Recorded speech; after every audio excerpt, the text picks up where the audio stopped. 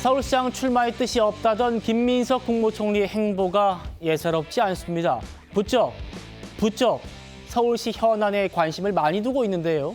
오늘은 광화문 광장을 찾아서 서울시의 정책을 비판했습니다. 광화문은 대한민국의 얼굴이고 국가의 상징 공간이고 문화국가 대한민국의 어떤 미래 상징이기도 한 곳이라고 생각합니다. 보시다시피 지금 세종과 이순신을 모신 공간에 밭도로총 석재 조형물을 설치하는 것에 대해서 국민들께서 좀 이해하실지 좀 의문이 되고 지금은 대부분 모르셔서 그런데 좀 걱정도 됩니다. 김민석 총리가 부쩍 서울 현안에 관심을 많이 두고 있습니다. 벌써 1차전, 2차전, 3차전, 4차전까지 왔어요. 국민의힘은 가만히 있지 않고 김민석 총리를 향해서 이렇게 직격했습니다.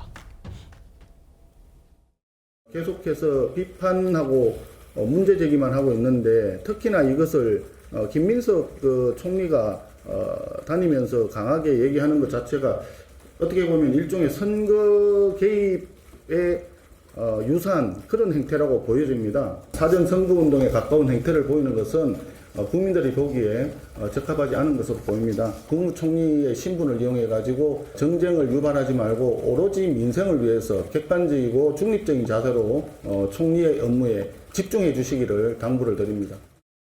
정부와 더불어민주당은 연일 오세훈 때리기에만 몰두하고 있습니다. 지방선거를 앞두고 서울시 행정에 과도하게 개입하며 공무원과 행정력을 동원하는 행태는 명백한 불법 선거 개입입니다. 김민석 총리는 즉각적인 오세훈 때리기를 중단하고 국정 운영에 힘써야 합니다. 최 의원님, 일단 첫 번째로 김민석 총리의 행보가 예사롭지 않다. 그리고 지금 민주당에서 김 총리 외에 또 서울시장 후보군이라고 불리는 분들이 또 대거 토론에 나왔고 그 토론회에 이해찬 민주평통 수석 부의장이 와서 이런 얘기를 했습니다. 95년 서울시장 선거를 얘기하면서 그때 삼풍백화점이 무너졌다. 한강버스 사고 소식 들으면서 시장이 제대로 안 하면 그런 꼴 나는 거다.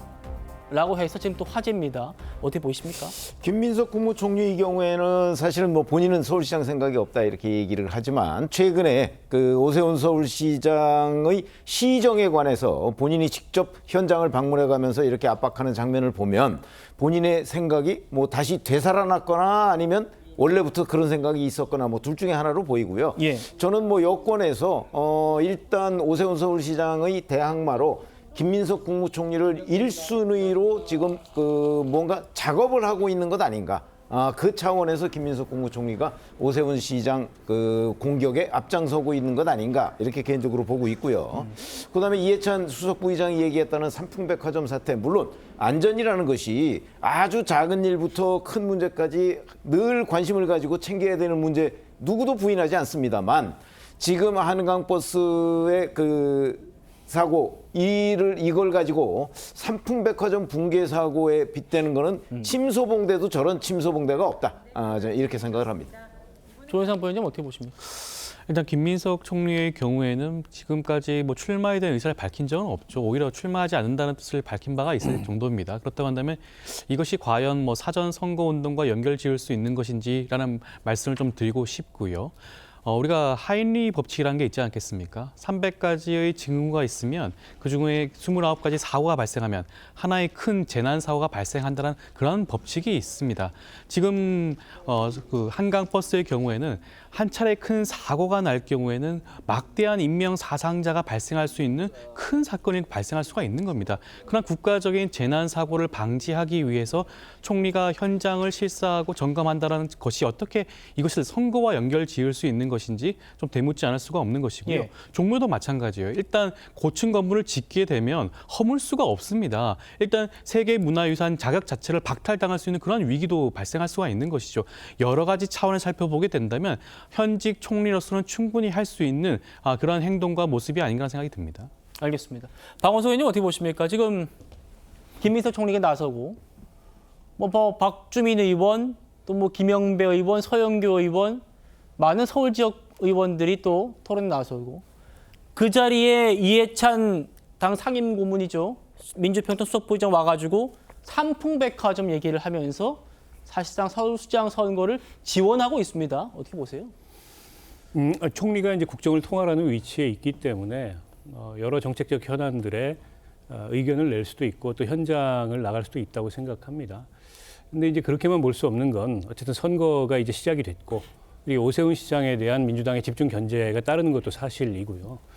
민주당으로서는 내년 선거에 어떻게 보면 승부처로 서울시를 탈환하는 것을 두고 있는데 현재까지 여론조사 결과로만 보면 그러니까 민주당의 여러 후보들이 나서고는 있지만 오세훈 시장을 능가하는 이제 그런 경쟁력을 못 보여주고 있어요. 그렇다 보니까 그에 반해서 이제 국민의힘에서는 오세훈 시장 이외에 이렇다 할 후보가 보이지 않고 그래서 오세훈 시장에 대한 집중적인 견제가 시작됐다고 보고요. 다른 한편으로 보면 오세훈 시장이 이번에 이제 서울시장 출마해서 당선이 되면 5번째 서울시장을 하게 됩니다. 그러니까 지금 4번의 서울시장을 했는데 일종의 하드웨어적인 성과랄까요?